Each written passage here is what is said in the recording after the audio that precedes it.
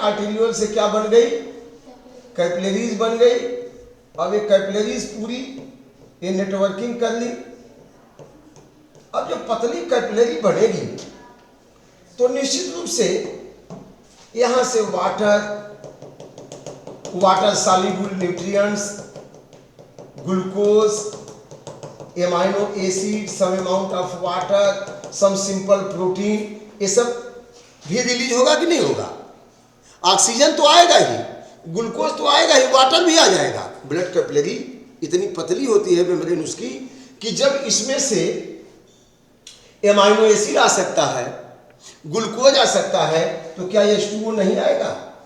H2O तो छोटा है, डिफ्यूज हो जाते हैं, सोडियम आ गया, क्लोराइड है, कुछ सिंपल प्रोटीन आ गई।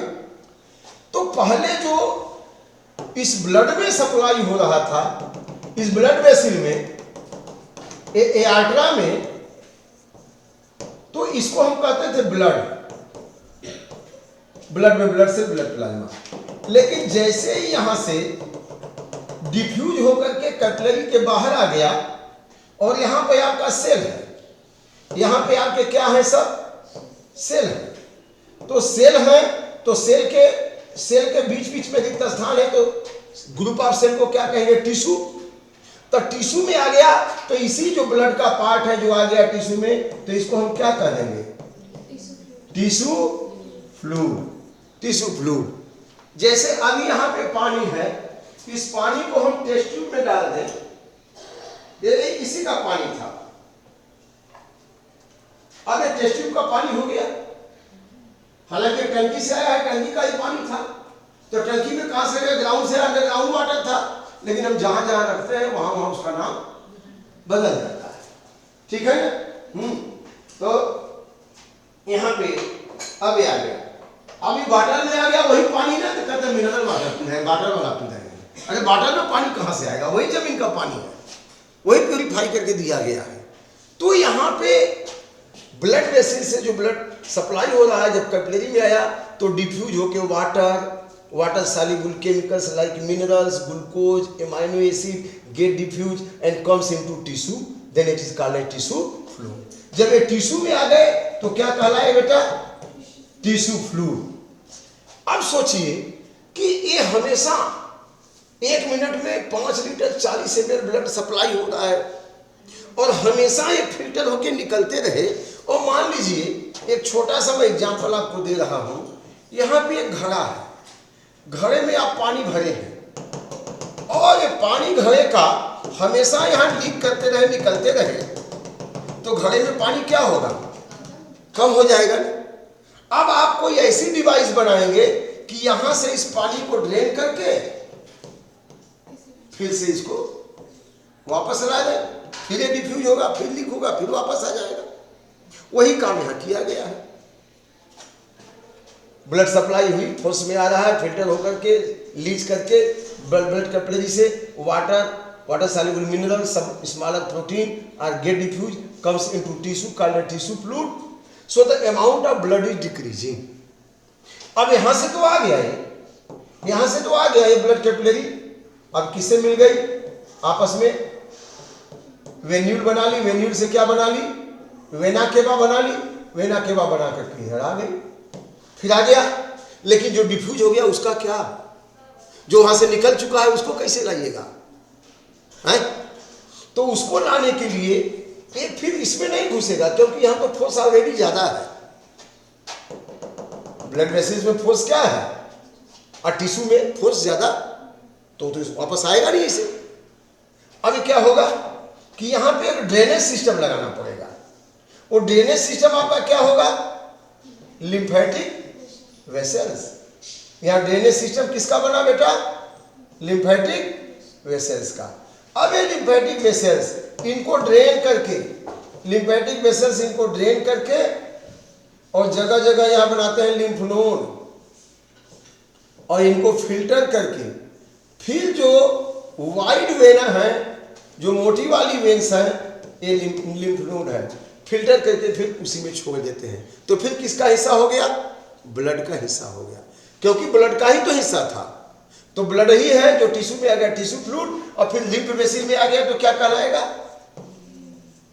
लिम्फ वेसल में आ गया तो क्या कहलाएगा? लिम्फ। तो पहले लिम्फ की डिफिनेशन हम लिख लेते हैं। लिखिए, the part of tissue fluid, the part of tissue fluid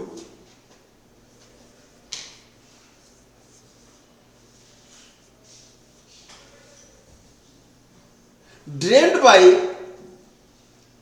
drained, D-R-A-I-N-E-D, drained by network of lymph vessels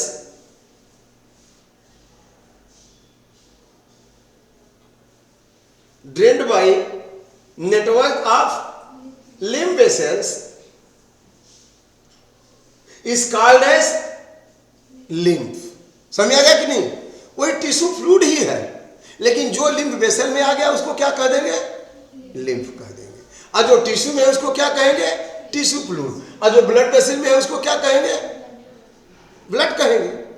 blood vessel में ब्लड, वही आ गया ड्रेन हो गया टिश्यू में तो टिश्यू फ्लूइड, वही आ गया लिम्फ वेसल में तो क्या कहेंगे? समझ आ गया? चल अब लिखिए, the network of vessels through which lymph are flowing, the network of vessels through which lymph is flowing, माने lymph capillary, lymph node, lacteals, lymph node,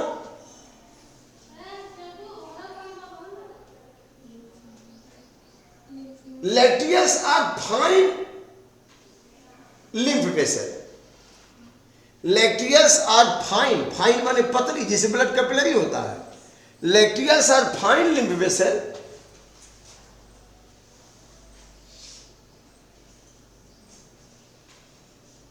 which also plays important role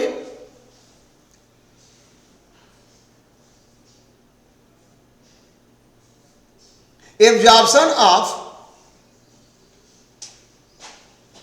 fatty acid glycerol, fatty acid glycerol as chylomicrons, as chylomicrons, chylomicrons in villi of intestine. नाम सुने कि नहीं? बिलाई, बिलाई of intestine में lacteals होते हैं। ब्लड कैपिलरी में तो अमाइनो एसिड, ग्लूकोज, मिनरल आ जाएगा, लेकिन फैटी एसिड ग्लिसरॉल नहीं आएगा। ये किस में जाएगा? काइलोमाइक्रॉन्स के रूप में जाएगा लैक्टियल्स में। तो काइलोमाइक्रॉन्स क्या है? जो फैटी एसिड और ग्लिसरॉल है, छोटे छोटे ड्रॉपलेट्स हैं इनके, ये हाइड्रोफोबिक होते हैं। पानी पे तेल को डाले, घी को डाले, क्या करता है? मिक्स हो जाता है, तैरता है, उतराता है। फोबिक है, उसे दूर भागना चाहता है। जैसे डालेंगे उतरा जाएगा। फोबिक है ना? चीनी डालेंगे तो घुल जाएगी, फिलिक है। तो अब फोबिक है तो प्रोटीन के मेम्ब्रेन से जा नहीं पाता है, तो इसको क्या करना पड़ता है? यह छोटे छोटे माइसेल्स हैं, अब इसके ऊपर प्रोटीन की कोटिंग करनी पड़ती है। प्रोटीन की, जैसे कभी कभी क्या होते हैं? एब्जॉर्ब होते हैं। तो ये काम तो ये हो गया कि एब्जॉर्प्शन में भाग लेते हैं। किसके एब्जॉर्प्शन में? फैटी एसिड ग्लिसरॉल के। और दूसरा काम क्या होता है? लिख लीजिए, lymph node, lymph node filter the lymph, lymph node filter the lymph. क्योंकि यहां टिश्यू में है ना, तो टिश्यू में बैक्टीरिया भी हो सकते हैं, मेटाबॉलिक वेस्ट भी हो सकते हैं, पैथोजन भी हो सकते हैं। तो अगर वो फिर ब्लड में जाएंगे तो फिर झंझट करेंगे, पूरे बॉडी में फैलेंगे। तो जाने से पहले यही चेकिंग हो जाती है। कभी मेट्रो में गए हैं? मेट्रो में दिल्ली लखनऊ में मेट्रो नहीं गए हैं? अच्छा, कभी जाइएगा, पहले जाएंगे तो आपका चेकिंग हो जाएगा, है ना, तब अंदर जाएंगे। समझ गए? बैग वैग रखेंगे, उसमें चेकिंग होते हुए। अब तो रेलवे स्टेशन में भी कर दिया है, चेकिंग होते जाता है। तो ये चेक करते हैं, जैसे लिम्फ यहाँ से पास हुआ टिश्यू से चेक करते हैं। अगर कोई पैथोजन है तो WBC यहाँ आके उनको क्या करेगा? खत्म कर देगा। तो lymph node plays important role filtration of lymph, and if any pathogen is present, if any pathogen is present, then destroyed by WBC. WBC के द्वारा क्या कर दिया गया बच्चों? डिस्ट्रॉय कर दिया गया न्यूट्रोफिल के द्वारा। कल बताया था ना परसों, न्यूट्रोफिल मोनोसाइट के द्वारा डिस्ट्रॉय कर दिया जाता है। इसको बैटल ग्राउंड कहते हैं इम्यून सिस्टम का। WBC कहां बनते हैं? बोन मैरो में। जैसे सेना तो ट्रेनिंग सेंटर में तैयार होती है, लेकिन जहां जरूरत पड़ती है वहां भेजी जाती है काउंटर करने के लिए, वैसे ही बोन मैरो में बने बी लिम्फोसाइट, थाइमस ग्लैंड में टी लिम्फोसाइट, लेकिन भेजा कहां जाता है? पूरे बॉडी में। और यहां पे बैटल ग्राउंड में आकर के बैक्टीरिया आ गया तो उसे क्या करते हैं? फाइट करते हैं। प्लासी का युद्ध, चौसा का युद्ध, बक्सर का युद्ध पढ़े कि नहीं पढ़े? Battle ground. तो यहाँ का बैटल ग्राउंड कौन है? लिम्फेटिक सिस्टम, वहाँ बैटल ग्राउंड है। वो बैक्टीरिया ड्रेन करके वहीं पे WBC के द्वारा क्या किए जाते हैं? खत्म। कभी कभी क्या होता है, छोटे बच्चे छोटपन में देखे होंगे या घर में छोटे बच्चे होंगे, उनको बार बार इन्फेक्शन होता है क्योंकि उतना इम्यूनिटी स्ट्रांग नहीं होती है, और थोड़ा सा इन्फेक्शन हो तो यहाँ पे फूल जाता है, आर्मपिट में फूल जाता है, स्वेलिंग हो जाती है, टांसिल्स बढ़ जाता है, दूध नहीं पी पाता बच्चा, तो डॉक्टर के पास ले जाते हैं, जैसे टांसिल्स बढ़ा, जैसे स्वेलिंग है, कहता है कि इनको इन्फेक्शन हुआ है। क्यों? क्योंकि जैसे इन्फेक्शन तगड़ा हुआ तो लिम्फ नोड में क्या हो जाती है? स्वेलिंग। भाई कहीं गड़बड़ हो गया, आक्रमण हो गया तो आदमी की संख्या क्या होगी? कम की जाएगी, बढ़ाई जाएगी? बढ़ाई। अभी चाइना पे वहाँ शुरू हो जाए तो क्या होगा? ट्रेन के ट्रेन आदमी वहाँ जाएगी नहीं जाएगी? हेलीकॉप्टर से, ट्रेन से। तो यहाँ पे WBC की संख्या क्या कर दी जाती है? बढ़ा दिया, तो स्वेलिंग हो जाता है। ठीक है ना? तो उसको फिर क्या करते हैं? एंटीबायोटिक देते हैं, दवाइयाँ देते हैं, तो बैक्टीरिया खत्म हो जाते हैं। इसके बाद स्वेलिंग फिर क्या हो जाती है? खत्म हो जाती है। समझ आया कि नहीं? ये सब छोटे छोटे लक्षण हैं कि इन्फेक्शन हुआ है। तो आपने समझ लिया कि लिम्फ क्या है? Lymph is a tissue fluid which is drained by the lymphatic vessel, है ना, and filtered out, and if any pathogen is present they are killed, and the filtered lymph again drained into, again discharge into white vein. लिखा? Again discharge in white when.